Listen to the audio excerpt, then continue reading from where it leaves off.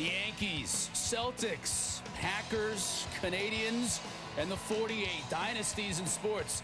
Jimmy Johnson looks to continue his historic run when the NASCAR Sprint Cup season wraps in Homestead. When an athlete wins so much for so long, folks always take such a strong stance. Those who watch him and those who compete against him, they either really love him or really despise him. But when the level of greatness achieved becomes so historic, so undeniable, it no longer matters where we stand. It only matters where he stands. And that's in a very exclusive place. Not just among the greatest ever, but perhaps the greatest ever.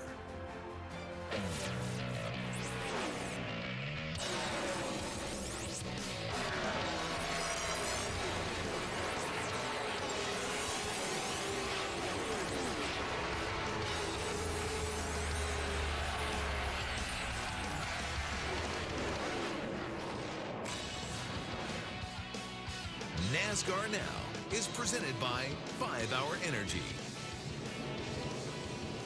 Welcome inside the NASCAR Now post-chase edition. Chris Cotter along with Ricky Craven. Ricky, you are a man who knows what it's all about, racing at the highest levels in NASCAR. So you know how difficult it is to win one championship. How about 6? Oh, actually, I don't. You know, I empty the tank to try and win in Sprint Cup, and I did it a couple times. Jimmy Johnson, he makes it look easy. I don't like that. It's not easy, you know? But that's the only thing about Jimmy Johnson I don't like. I admire his determination, his commitment, his focus, and we saw that on display today. We sure did. All he had to do was finish in 23rd place as the season wrapped up at Homestead, and he would clinch his 6th Sprint Cup championship. Kevin Harvick starting in 6th, Matt Kenseth on the pole. Those were the only 2 drivers who could catch him. Lap 33, Jimmy very strong, passes both Kyle Busch and Kurt Busch on the bottom up to 2nd place. In control, doesn't seem to be taking a lot of risk, gets as far away from the cars he's passing as he can, gives himself a margin of error on corner exit, doing everything right. It is South Florida. Jimmy approaching his pit stall, fighting the sun. On, if that's what you're saying. Yes, he was. He was using it. Yes, 10-4. I'm on the other side of it. I couldn't see it. I don't know what to tell you. Not sure it was on. So seeing's important, huh? That looks brutal right there in South Florida. A nice clean windshield's worth about 10 miles per hour. Lap 95 on the restart. Kenseth races Kyle Busch for the lead into turn 3, and Kenseth takes the lead. He was dominant early on here. And Kenseth wins the pole, done everything he needed to do in terms of making a run at this championship. But Jimmy Johnson taking care of business. Not real good on restarts. Get a bump from Paul Menard. How about Kevin Harvick? He's still in the battle. Struggling early, though. His car just could not get it right. Comes in the pit early, hoping to get an out-of-sequence pit stop and might be able to help him down the road. Lap 140, battle for the lead. Dale Jr. gets a run on Kenseth. He had a rocket ship in this race. Yeah, he did. You saw Matt Kenseth there really get in trouble in the middle corner. Needed a break by Danica Patrick and got it. But Matt regroups, makes a charge back to the lead. That's lap 158 on that restart. Kenseth got the lead back. Johnson racing in mid-pack. Now 167 here. Denny Hamlin passes Kenseth on the outside. He takes the lead. He had a strong finish. Denny Hamlin won in every season he's been. Full season in Cup, that's 7. Wait until the last minute to try and do it this year. Johnson battling Kenseth for 4th place. We go to lap 189. Caution out for debris, and this is when things get a little nervous here. Yeah, there are some real challenges in this sport, none more so than restarts, because as you see, when a driver spins in front, kind of bottles up the competition, Jimmy there gets bounced around. Not pretty, but he survives it. Look at the save. I mean, he had his hands full. There were 3 or 4 times there where he could have spun. Had he spun, well, look at his hands here on the steering wheel. Big save, Chris, big save twice. And along the way, you got cars coming left, you got cars going to the right. Oh, my goodness is right. That's their white knuckler moment right there. Both Chad Knaus and Jason Ratcliffe anxious. Johnson would get that left front fixed up in the pits, but you know at that point, you had to be wondering, is it going to be cutting on the tire? Is it going to be rubbing? That's right. Crew did a great job. You know, they didn't panic, maintained composure. Jimmy Johnson comes battling back, but it wasn't perfect. Kyle Larson here taking a little nervous defensive driving. Jimmy Johnson trying to go into Greg Biffle. Greg Biffle and Jimmy Johnson roughed one another up a little bit at Martinsville, and drivers never forget Nothing easy here the rest of the year when Jimmy Johnson are throwing Greg Biffle. All right, 44 to go here. Brad Keselowski and Denny Hamlin battling for the lead. What a tough year it's been for Hamlin. Finishing it off the right way at Homestead. Dale Jr., though, beating him on the outside. Could have been a three-car wreck. They all cooperated. Dale Jr. takes the high lane. How about Paul Menard with some trouble here? A fire under the right rear, and when the car stops, it explodes. That is a dangerous situation right there. Never seen anything like it, Chris. What do you do in that situation?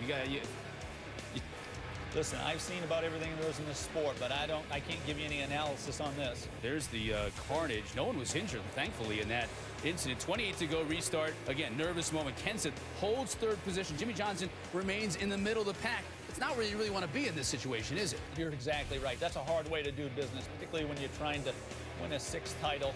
Matt Kenseth hasn't given up hopes of winning the race. Dale Earnhardt Jr. making a strong run here at the end. Johnson making a strong run as well, though. Getting out from that middle of the pack, passing both Jeff Gordon and Kyle Busch for 8th. We go to 11 to go. Dale Jr., again, another run on Kenseth for seconds. Yeah, carries a ton of speed into the corner, a little bit too much. Maybe moves up a little quickly, gets crossed up.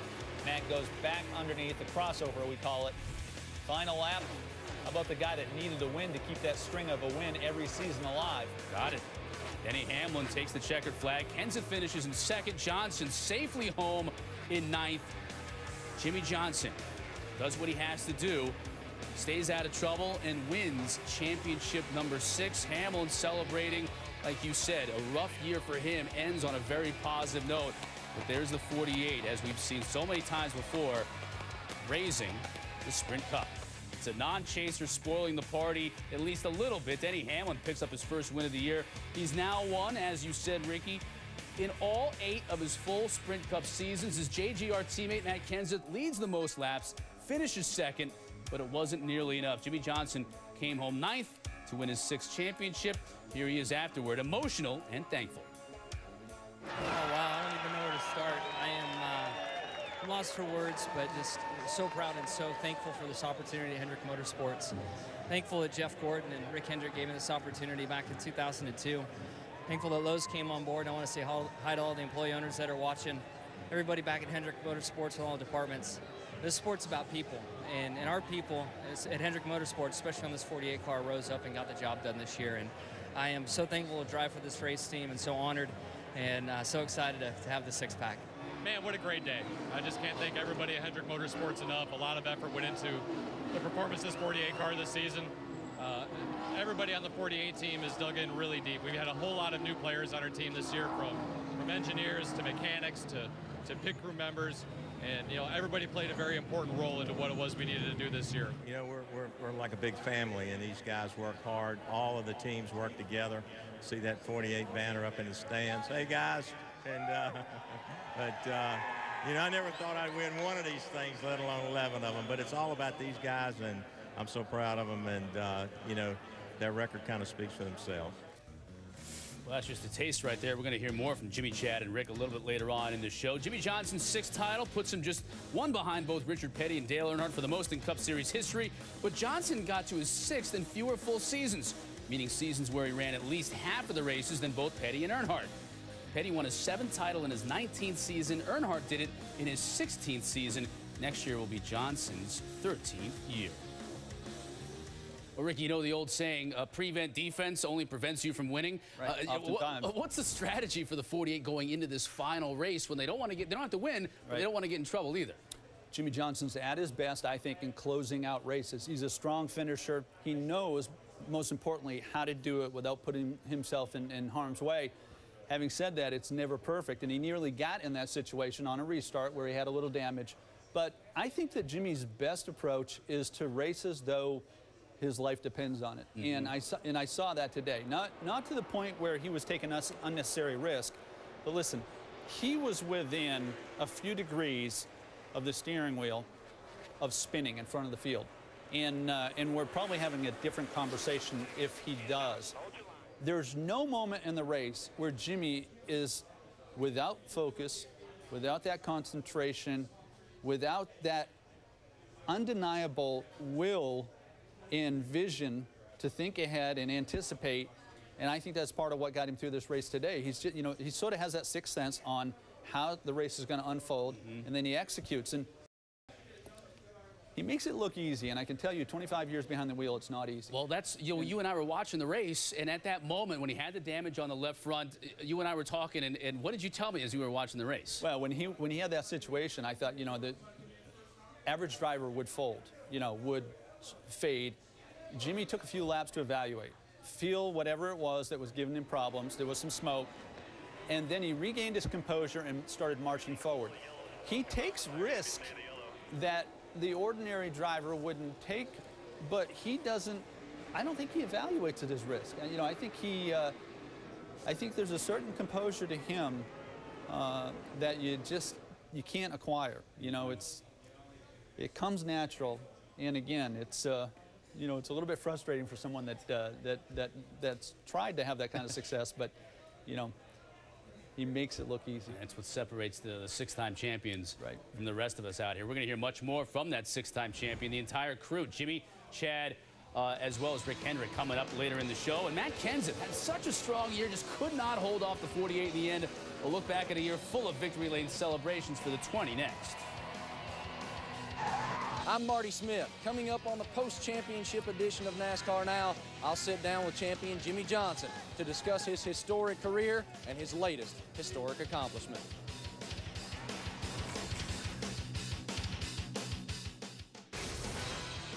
NASCAR Now is presented by 5-Hour Energy. Try the new sour apple flavored extra strength 5-Hour Energy shots in the camouflage bottle. The two drivers who had a shot to catch Jimmy at the start of the day gave it a shot. Matt Kenseth started from the pole, led the most laps. Ricky dominated early. What did you make of his day?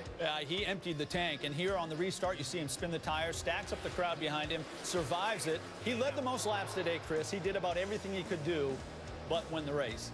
Finished second in the points. Gave it a shot, just came up a little bit short. Here he is afterward with Marty Smith. Here with Matt Kenseth, finishes second here at Homestead on Sunday evening and second in the points championship. You didn't get it done, but my goodness, what a year. How do you describe this? Yeah, what a year and what a night. I mean, we were so dominant early, and we'd go up through traffic pretty good, and, we got off there a little bit at the end, and I was kind of reluctant to get where I needed to in 3 and 4 and get the right lane, and didn't find it until 5 or 6 to go, and Denny was just gone by then. So, yeah, it's hard to describe this season. I mean, how could it really be any better? I mean, yeah, we came up short of the championship, but gosh, we sure led a lot of laps, dominated a lot of races. We're fortunate enough to win a few of them that we did dominate, and came up short in the points, but overall, it was a spectacular year. When you look at the guy that beat you tonight, what do you see? Well, a lot of words come to mind, but I mean, just so dominant, and I've said this the last 4 or 5 of them that he's won, that I just, they're just the best, so, I've said all the way through this, if you want to be the man, you got to beat the man, and, I couldn't beat the man. We tried, but I couldn't, so they're just, they're just obviously really good. I mean, they've just been dominant ever since they got together. Going into the offseason, Joe Gibbs Racing runs 1-2. You said to me just a moment ago how big this is for Denny Hamlin and for the organization. How does this bolster you guys as you now look forward to 14? Well, I think confidence is always big. Momentum is always big. We had a real good weekend here, and I honestly couldn't be much happier for Denny. I know it's just been a struggle this year and getting hurt and being out of the car. And even though he never says it publicly, I know what it's like to kind of be in a slump, and everything runs through your mind from doubting yourself to your team to your equipment to your whatever. And for them to put that together and win this race, in my opinion, is huge. I think that'll be a great confidence booster for everybody. Came to Joe Gibbs Racing for the opportunity to win races in a championship. 7 wins, second in the points. Not a bad run, man. Thank you, gentlemen. Well, Kenseth may have come up short in his attempt to win his second career Sprint Cup championship, but his first year with Joe Gibbs Racing, definitely a success.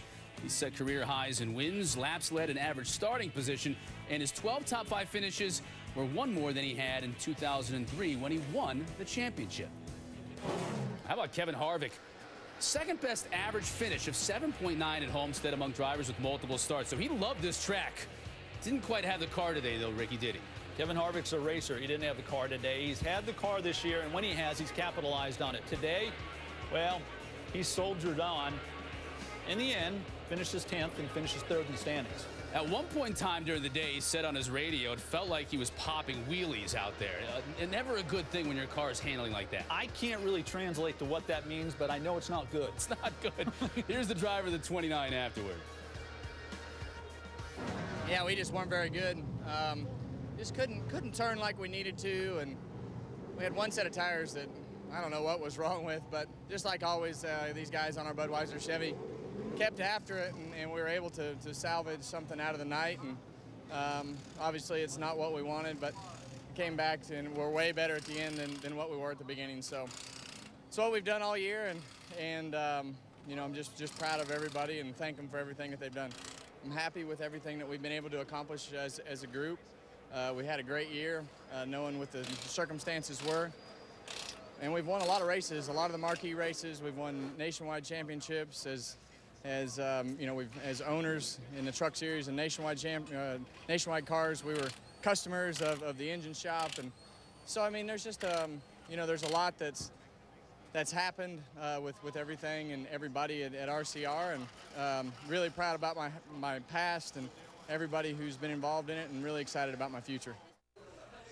Rick, let's talk about these two drivers. Let's start with Kenseth. 7 wins on the year, including a couple of tracks where he's historically struggled, so he has to think positively about that. Given the mindset, though, right now, crushing disappointment, or are they looking back on the season with positive thoughts? Well, there's no question when you come this close to a title and you come up short, it's going to be disappointing. But he wakes up tomorrow, he reflects on the season. 41 years old, he was hired by Joe Gibbs Racing. Some might have suggested his best years were behind him. He's, you know, he is remarkable in that he has longevity. He goes about his business quietly, but he lays down some great numbers. 7 wins, best season he's ever had, Chris. And there's so many other owners that have to be looking at this and saying, I could have hired him. I could have had Matt Kenseth. And what you're going to get with Matt is you're going to get 2 or 3 more good shots at a title. That's what Joe Gibbs, J.D. Gibbs have bought into, and they sure are getting rewarded for it. You know, you talk about Harvick then as well. Final year with Richard Childress, now moving on to Stewart-Haas Racing. It's going to be a transitionary offseason for him and a transitionary year next year. He is an excellent race car driver. He won a nationwide championship. He's battled for a Sprint Cup championship several years. And here's what you get with Kevin Harvick, a very loyal driver, a driver that's dedicated to an organization. He stepped into the Richard Childress ride under the most difficult of circumstances. We lost a legend, Dale Earnhardt, at Daytona. The next week, Kevin Harvick's in the car. That's not a situation that most people would envy. Kevin Harvick took it as squarely as you could and handled it like a champion. And I admire how he's handled the season.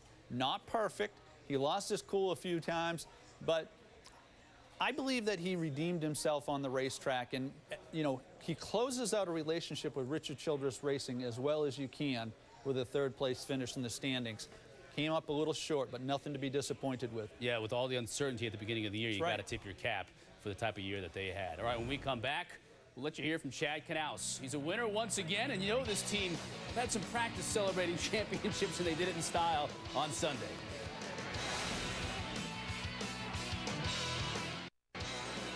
Welcome back to NASCAR Now, presented by 5 Hour Energy. The relationship we have and the connection we have as a team, everybody in this garage area works really, really hard. So, I mean, yeah, we put in a lot of hours, but there's something special about the group we have and how we can make a car go faster. I really don't know how it happens, but I'm excited it does and happy it does. Chad Knaus is just the 2nd crew chief to win at least 6 Cup Series championships, joining Dale Inman, who won 8. While all of Knaus's titles have come with Johnson, Inman won 2 with 2 drivers, 7 with Richard Petty and 1 with Terry Labonte. Time to check the view from the pit box, and it must have been pretty good from Chad Knaus's view, and he joins us right now. Chad, congratulations on the championship. What was the biggest challenge for your team today? You know, honestly, just staying calm. Obviously, there's a lot of emotion. There's a lot of stress involved when you're going out to battle for a championship and a race win. And, you know, that was as good as what the Lowe's Chevrolet was running today. So just managing those emotions throughout our pit stops, our pit calls, and obviously we had that one bad restart there. And went from, I think it was 6 all the way back to 27. So that was a bit of a challenge in itself. Yeah, you knew you were going to have at least one white knuckler moment, and that was probably it for the race. Yeah. What was going through your mind in terms of trying to look at the car and then the communication between Jimmy at that point? Yeah, Jimmy had mentioned that he had gotten hit in the left front fender. I think he actually got into Matt. So over the course of that run, it was a short run, thankfully, only about 10 laps. We were able to get a good look at the left front fender, realize what it was that we needed to do. We made a solid plan for the next pit stop, addressed the left front fender, and shoot, obviously the car was super fast after that once again. So just couldn't be prouder of everybody at Hendrick Motorsports and Lowe's and everybody at Chevrolet and Jimmy and the whole team. You know, when you talk to, regardless of the sport, when you talk to people who have won multiple championships, obviously the question comes in, how is this one different from any of the previous ones that you've won? How is it different? Each one is so unique in itself. You know, battling with Matt, he's such a great guy. I really like Matt. He's a great race car driver. He's a great dude. How about these fans, man, huh? These guys are going nuts, man. They love it. This is good stuff. I like it. But it's different into itself because it was such a tight battle. Matt has been strong all year long, and you know we had to be on our game every single event, just like those guys were. So it was a lot of fun. It was a true challenge to win this championship this year. Yeah, that party down in Homestead is going to continue well into the night. You can guarantee that, Chad. What is it? I'll ask you one final question. What is it that prevents complacency from setting in the off season as you guys continue to pile up these championships? Well, that's one thing that I'm very fortunate with the group of guys that we've got. We don't get complacent. We strive for race wins. We strive to battle for championships week in and week out. They're really a very self-motivating group, so I don't have to do a whole lot to coach these guys up. They're really ready to go out there and try to win races for everybody at Hendrick Motorsports and Lowe's. So this offseason is going to be good. We're going to celebrate. We're going to enjoy this championship. The thing that we have always talked about is you have to take each win sacred. You have to take each championship sacred because you don't know when your next one's going to be. So we're going to definitely celebrate like this is our last and hopefully go get another next year. All right, Chad, I'll let you go celebrate right now. Thanks for joining us. You bet, man. How about these fans, huh? Hey! That's what it's all about, man, the fans. Well, Ricky, it is a team sport. I mean, JJ drives the car, but Chad Knaus, puts it all together. When you talk about the great combinations of crew chiefs and drivers, whether it's Inman and Petty, whether it's Evernham and Jeff Gordon, I mean, where does this duo stand? Well, it's certainly in the same conversation, right, Chris? So when you think about 6 championships and you compare that to other drivers, Richard Petty, Dale Earnhardt, arguably the 2 greatest in our sport, and neither of those 2 drivers could have done it without great leadership from the pit box, and that's what Jimmy Johnson has had. Now, what I am most impressed by is the fact that the 2 of these, the driver, crew chief, personalities, have coexisted, complemented one another, not allowed either's ego to interfere with the objective, which is to win races, win championships. And there's something special about Chad Knaus, and he knows how to get the most out of Jimmy, and it's worth its weight in gold. And the other thing I think, too, that is worth noting is that it's so rare in the sport because crew chiefs and drivers change all the time, don't they? Well, they do normally out of necessity, and there's an equal amount of risk when teams have a great deal of success because what we don't see and what the fans aren't privileged to understand or acknowledge is that behind the scenes, team owners are offering Chad Knaus a great offer. Probably not Jimmy. I'm sure Jimmy's locked up. But every driver wants that magical crew chief, the one that can solve all their problems. The fact is it doesn't exist. Yeah. It's a myth. You know, there's no one person that can simplify the business or the sport.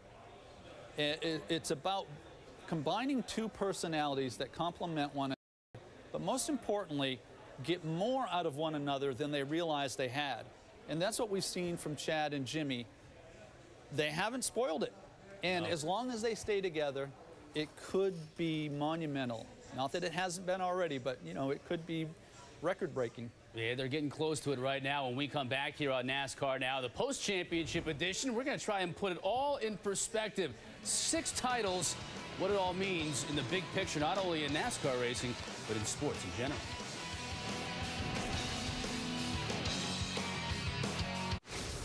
Well, you know, it never gets old for Jimmy Johnson and the 48 crew, celebrating a championship for the 6th time in 8 seasons. How does it stack up against the other great runs in racing history? How about the other great runs in sports history, period? What is the significance of 6? Is 6 the number that finally transforms the already great into a living legend? 6 banners in the rafters, 6 trophies in the cabinet, 6 rings on your fingers. The one that puts you well past one for the thumb and moves on to a whole other hand. 6, like Kuzi, like Kareem, like Mike. 1, that might be a fluke. Repeat? 3-peat? That could have merely been a hot streak. 4 and 5, winners for sure, but 6 is damn near immortal. A number reached by only 2 racers before. One a NASCAR king, the other a NASCAR god. For them, 6 was not the end, nor will it be now. For any truly great athlete, 6 is merely a stopover, a step on the climb to something bigger. How big? Who knows? That number, it only makes them hungrier. And that might just be the true significance of 6. No mystery here. Jimmy Johnson has dominated NASCAR since his rookie year of 2002. He has 66 wins during that stretch, 30 more than any other driver. He's also led more than 5,000 more laps than any other driver during that time. And perhaps most impressively, he's won half of the championships that they've raced in those 12 years. Marty Smith sat down with the now 6-time champ. And here he comes, champion for the 6th time. Yes, yes, yes! Thank you, guys. What a race team. You guys are amazing. Thank you, thank you, thank you. What's going through your mind right now? Just soaking it in. I mean, I've worked so hard to push it out of my mind, the possibility of a 6. And just tried to focus on the race and treat it like any other, that it's working its way in, and seeing friends, my family clearly. My wife just about got me to cry on national television, which is not normally my thing. But those moments kind of pull it in. Watching my daughter run around, and we have these ring hats that everybody's wearing. She put a ring hat on. It's awesome. The sport's about people, just like any sport. And we have the tools that all the other big race teams have, and really the whole field, and everybody puts in the time and the hours. But what we can do as a team and as a group is pretty special. And I value that ability we have and the bond that we have more than I could ever describe. But how do you describe this moment for you, being a kid that grew up in a trailer park, and now you are a 6-time champion at the pinnacle of motorsport? Think about that. Describe what that is to you.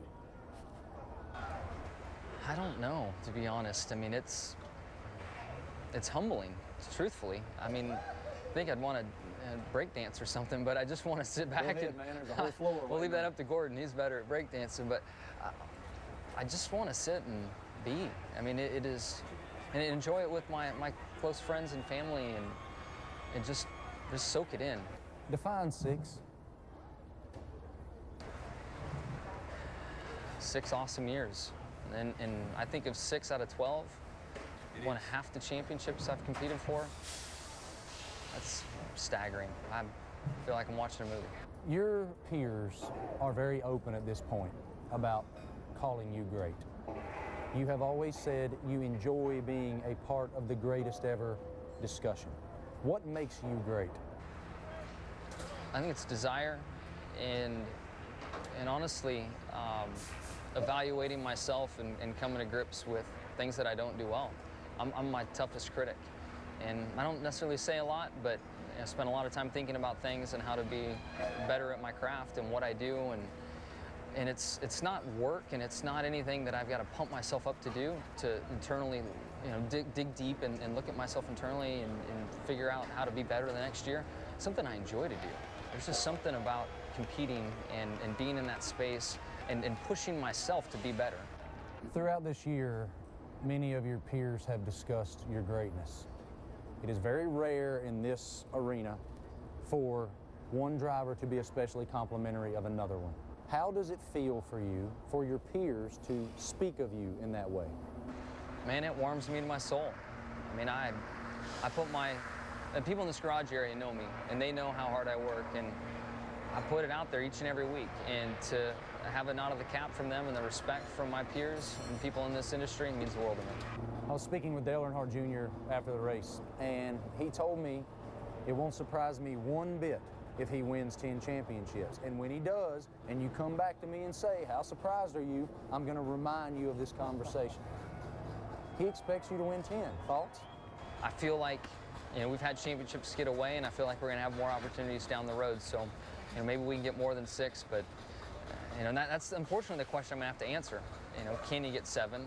And then if we were ever able to do that, then, 8, it's just going to be an evolution that I can never stop or put an end to. But I'm just going to enjoy the now and focus on enjoying this off season, recharging my batteries, and come back next year and see what we can do from there. You grew up watching Dale Earnhardt and Richard Petty set the bar. You're one away from Dale Earnhardt and Richard Petty. When that is stated to you, what do you think? The goosebumps. The King, and Dale. Those are forever legends of our sport. Richard King stuck his head in the window today as I was buckling up and said, enjoy these moments, they're going to last forever. And he's so right, and that's what I'm trying to do right now, is just slow it down and soak it in and enjoy it. And I feel like very fortunate in our sport that we're able to still see the King walk through our garage area and be around. So wish Dale was here, and so regret the fact that I never have a chance to get a tire mark from him, or even wrecked for that matter. I just won't have that opportunity. But to be in the same conversation with those guys brings a lot of pride to my heart. If you could give me one word to describe this moment, what is it? It's insane. It is. There are so many thoughts swirling, so much pride. It's insane. Well, Ricky, where does he stand in relation to Dale Earnhardt, Cale Yarborough, Richard Petty, the greats? Honestly, I think the fans need to determine that, Chris, and I think that's going to come in a few years. I think, you look at Jimmy Johnson, he's in the 6th, 7th inning of his career. What Richard Petty did was remarkable. 200 wins, but it was in a different era. What Dale Earnhardt did was impressive. 7 wins. We'll never know if he had an 8th or 9th. His career in life was cut short. But it also was different. Dale Earnhardt was the intimidator, and he went about his business in his own fashion, like no one we've ever seen. And that's sort of what I take from Jimmy Johnson. He goes about his business differently than most drivers I've competed against. He wins a lot. He wins several championships, in fact, a half dozen, but seldom do they come at another driver's expense. Jimmy sizes up the competition. He evaluates the situation. He often does it at 200 miles an hour, and then he just drives on by, usually not making contact. I think that leaves has a stinging effect on the competition. I think it also has a similar effect on fans because it just seems too easy. Mm-hmm. And so it's a hard time right now to judge Jimmy Johnson. It'll be much easier 10 years from now, but it will be not about is he great, but is he the greatest of the great? Where do you put him right now? Even just now, without having to get to that 7 that Earnhardt has and that Petty has, but just where he stands now. I raced against Dale Earnhardt. I raced one race against my hero, Richard Petty. They are the greatest. Jimmy Johnson's 1 title behind.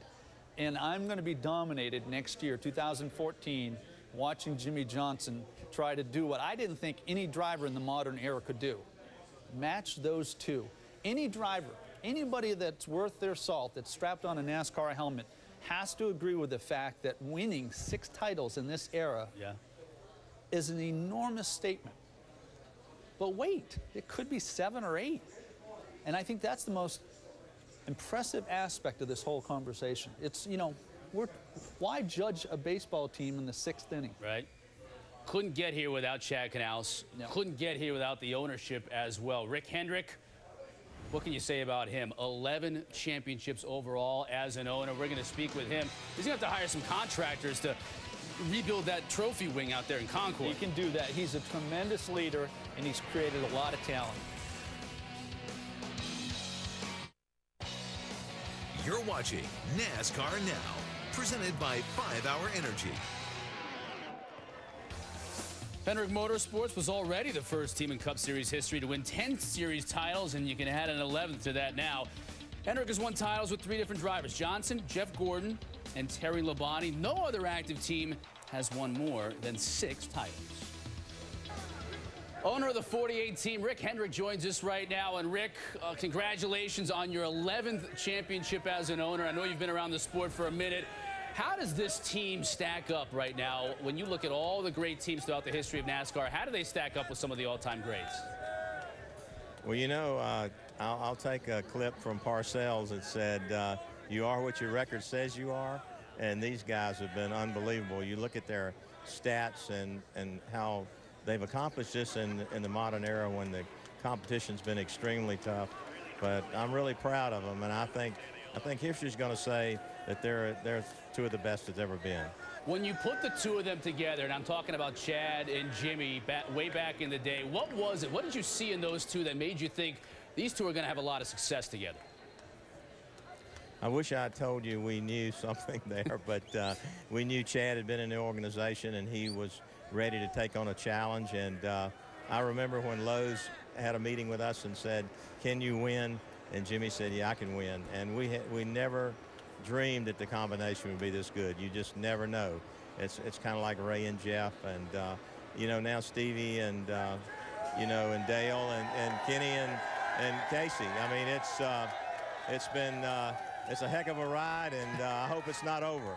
You know, when you talk about these 2 in particular, Chad and Jimmy, how have they transformed the sport? In addition to just winning all of these championships, how have they changed the way the sport is run? I'm sorry I couldn't hear you so loud here. I know it's loud. Repeat that for me. When you talk about the modern era of the sport and Jimmy and Chad together, yep, in addition to just winning championships, how have they changed the sport throughout the years since they've been together?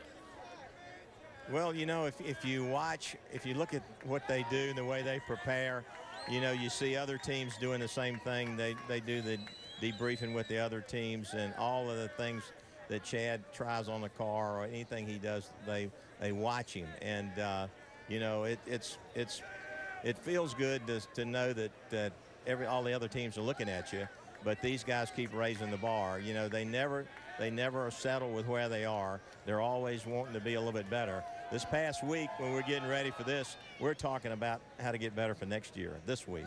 So I want to, you know, celebrate this one a little bit before we start working on next year. Well, I'll ask you one more question about next year. Another one of the drivers in your stable, Dale Jr., said after tonight's race that he thinks he's on the verge of being able to win a championship. What do you think about that statement heading into 2014? Absolutely. If you look at the way Junior has run through this chase, you take away that engine we lost in the first race, he would have been there battling with Jimmy tonight. And I'm so proud of Dale and Stevie. They've done an awesome job, and I can't wait to see him get started again next year. So we're real excited about Junior. Rick, again, congratulations on win number 6 with the 48, win number 11 overall. Enjoy it. Thank you. Thank you. Ricky, I want to get your thoughts on it, though, the last comments there about the 88. Had that problem in Chicagoland, but had a great chase. Finished 5th in the chase, finished 3rd today. What do you make of his chances looking at 2014? There's a lot of value in end of the season with some momentum, and that's exactly what Dale Earnhardt Jr. has. He came close to winning. Other than Jimmy Johnson, he laid down a great points performance in the last 8 races, and one that was worthy of a title if it were an 8-race chase. But I think that the team has continued to grow through the leadership of Steve Letarte, and I expect the team will be better next year. And that's saying quite a bit when you consider where they were this year. Yeah, and how they finished up. You know, the fan base was certainly happy to hear you and Rick Hendrick talking that way about the 88. All right, when we come back, still a whole lot more to get to. A look back at some of the more memorable moments during this chase, and there were a bunch of them. And one of the all-timers and one of the more popular drivers in the garage, and with fans as well, calling it a day Sunday in South Florida. We'll take a look back at Mark Martin's career next.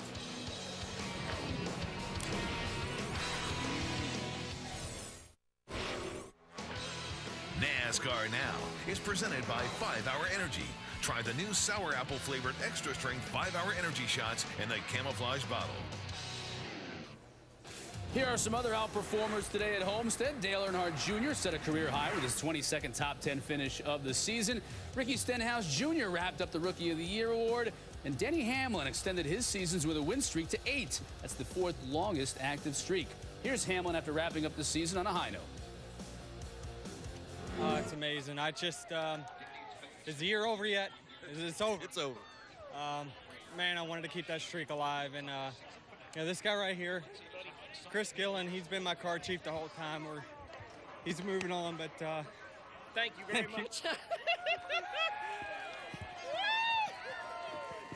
You know, the whole FedEx team is stuck with us.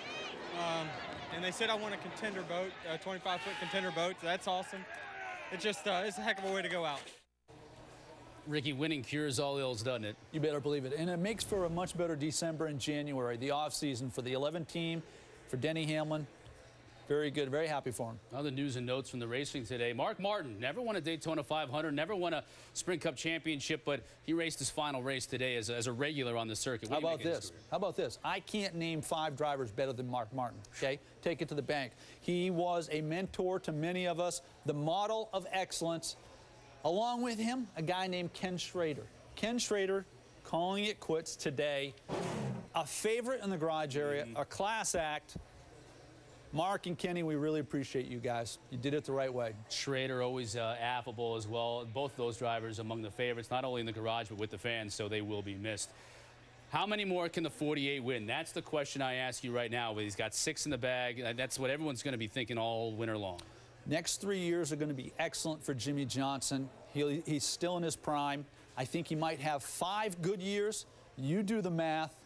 It could be big.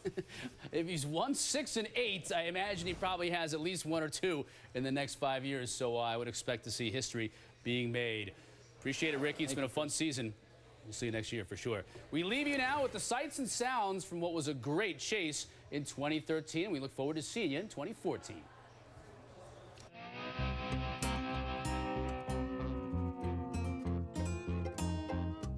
We're going to add a 13th position for the championship. Charlie Daniels, Carolina. The devil went down to Georgia. Nothing could be finer. Midnight Rider on Brothers Bay. This is more than a dream come true. I got your country right here. Matt Kenseth opens the chase in 2013, going 2 for 2.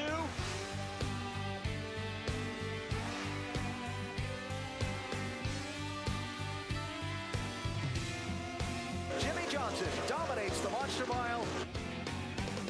We're focused on the top 3 right now in points, but the guys 4th on back, they still have hope. I mean, anything can happen in the sport. I got your country right here. Little bit rockin'. I got your country right here. Deep fried southern. I got your country right. Grab a beer, pull up a chair. 'Cause I got your country right here. You really don't know what's going to happen. You just got to go race and cross your fingers and go for it. This is really a place where anybody can win.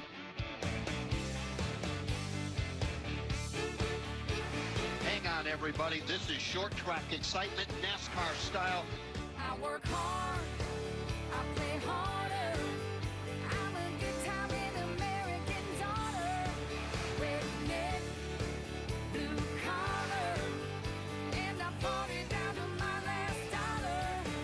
I work hard, I work hard, I work hard.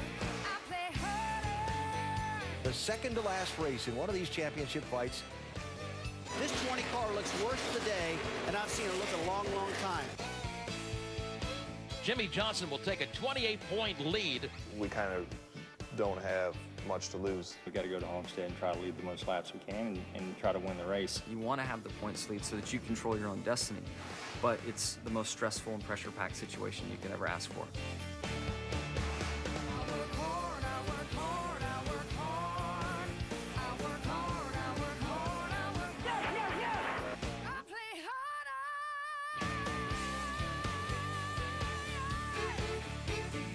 Thank you, thank you, thank you.